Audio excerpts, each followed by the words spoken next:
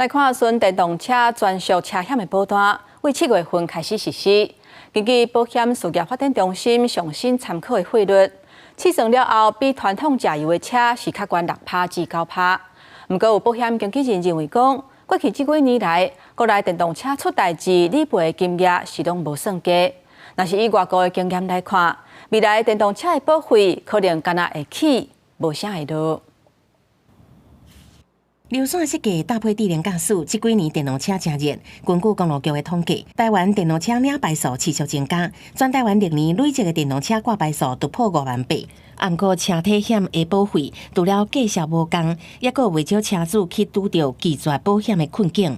后来我们发现，有很多的保险公司开始不接电动车，或者是他们的条例变得很严苛。打个比方，它限制只有2人可以驾驶，而且这2人必须要有10名，或者是他们添加了很多的类种天灾险还有窃盗险，无缘无故多了1、2万块。即马金管会核定产险公会提出的电动车专属保险参考条例加附加条款，为7月1号开始实施，有2大重点。第一是专属条款，承保电动车因为意外事故、致使车辆损失，毋过无包括电池家己小客还是爆炸。另外提供车体险的电池家己小客的附加条款。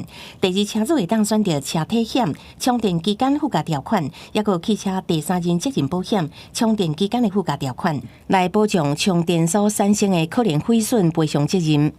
还有独立的所谓电池充电期间的危险性，那这个本来就不是在车体险的范畴里面。会问你说，那在附约的部分是否要把电池还有充电期间的附约保险一起做一个规划？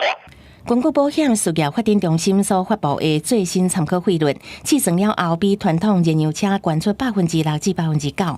保险经纪人认为，电动车属有新形态车险，为过去几年国内电动车肇事损率甲理赔金额拢无算低。而做以国外经验来看，未来电动车保费率恐惊敢会较悬，袂降低。记者综合报道。